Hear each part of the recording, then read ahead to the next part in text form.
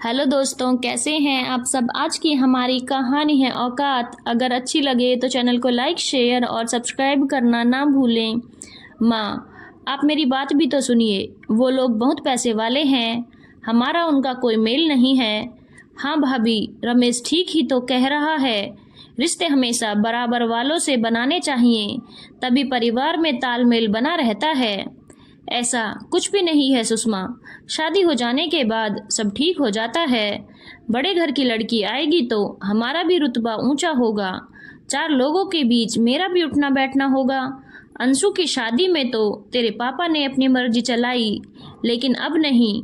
रमा अपने बेटे और ननद की बात को अनसुना करके विवाह के लिए मेहमानों की लिस्ट बनाने लगी। रमा के पति श्यामलाल डाकखाने में पोस्टमास्टर थे। उनके 2 बच्चे थे, रमेश और अंशु। दोनों ही स्वभाव के सरल और पढ़ाई लिखाई में होशियार। रमेश आईटीआई कानपुर से इंजीनियरिंग पास करके नौकरी करने लगा और अंशु अपना बीएड पूरा करके स्कूल में बच्चों को पढ़ाना चाहती थी। श्यामलाल और उनके दोनों बच्चे अपनी लाइफ से बहुत खुश थे, जितना है उतने में संतुष्ट भी थे। लेकिन रमा के ख्वाब जरा ऊंचे थे। वे जब अपनी बहनों के रहन सहन को देखती तो सोचती, काश मेरे भी। उनके पति और बच्चे उन्हें समझाते कि बहुत ऊपर देखने से केवल असंतोष और दुख होता, जो है उसी को बहुत समझकर खुश रहो। उस समय तो वो हाँ हाँ कर देती, लेकिन फिर कल्पनाओं में डूब जाती। अंशु स्कूल में पढ़ाने लगी तब श्यामलाल ने अपने ही बराबरी वाले एक शिक्षित परिवार के लड़के प्रकाश के साथ अंशु का विवाह करा दिया। रमा तो धनाढ्य परिवार से रिश्ता जोड़ना चाहती थी, लेकिन श्यामलाल ने साफ कह दिया कि रिश्ता वहीं होगा। प्रकाश बैंक में काम करता है और संस्कारी भी है, अंशु वहाँ बहुत खुश रहेगी। तब रमा अपना मन महसूस कर रह गई थी। अब जब रमेश के विवाह की बात चली तब रमा को एक परिचित ने बताया कि शहर के उद्योगपति रमाकांत अपनी मॉडर्न बेटी आशु के लिए पढ़ा लिखा दामाद खोज रहे हैं। उन्होंने तनिक भी देरी न की और उनके घर पहुंच गई। रमाकांत के पास धन की तो कोई कमी थी नहीं, इसीलिए वे अपनी आधुनिक बदमिजाज एकलौती बेटी के लिए सीधा सरल घर परिवार ढूंढ रहे थे। रमा से मिलकर उनकी तलाश पूरी हो गई थी। रमा के फैसले का उनके पति ने विरोध किया।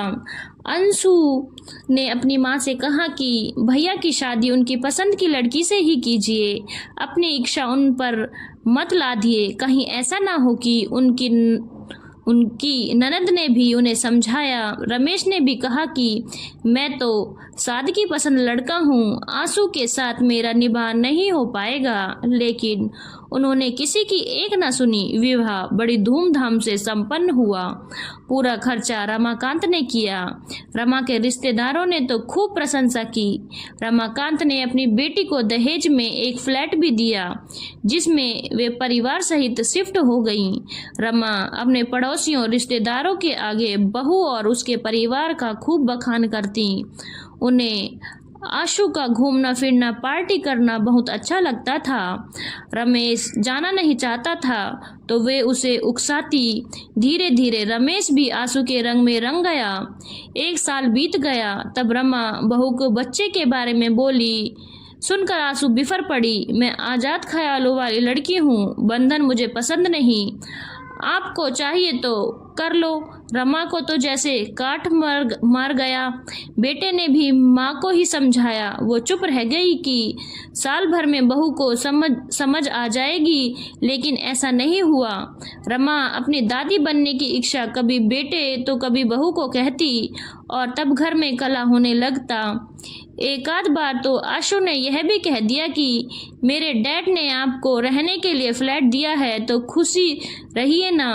एक दिन उन्होंने अपने मन की व्यथा अपने पति से कही तो उन्होंने कहा, देखो रमा, मैंने अपने स्तर के लोगों के साथ जो रिश्ता बनाया उसमें मेरी बेटी कितनी खुश है। तुम ना जाने किस दुनिया में जी रही थी। अब जैसा भी है अपना है, उसी खुशी से स्वीकार करो। रमा की आंखों से झरझर आंसू बहने लगे। एक दिन अचानक रमेश अपना सामान पैक करने लगा।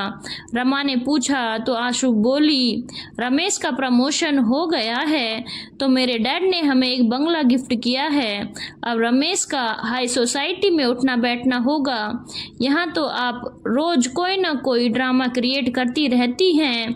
हम वहाँ शिफ्ट हो रहे हैं। अब तो पापा भी रिटायर हो गए हैं, आप लोग आराम से रहिए। रमा सन्न रह गई, बोली, बेटे के बिना हम कैसे जिएंगे? रमेश, तू कुछ बोलना। बेटे का हाथ पकड़कर वो रो पड़ी। रमेश बोला, अब मैं क्या बोलूँ माँ, अब तक तो आपके कहे अनुसार ही चल रहा था, अब आशु के पीछे चल रहा हूँ। आखिर ये भी तो आपकी ही पसंद थी, कहकर उसने माँ से अपना हाथ छुड़ाया और बाहर निकल गया। रमा का पुत्र बिछो का दुख आंसू बनकर बहने लगा था। श्यामलाल पत्नी को सांत्वना देने लगे। आस पड़ोस वाले कब चुप बैठते, वो कहते, बड़े बुजुर्ग ठीक ही कह गए हैं कि टाट में टाट का ही पैबंद लगाना चाहिए, मखमल का नहीं। रिश्ते हमेशा बराबर वालों से बनाने में ही समझदारी है। धन्यवाद दोस्तों। अगर आपको कहानी अच्छी लगी हो तो चैनल को लाइक, शेयर और सब्सक्राइब करना ना भूलें।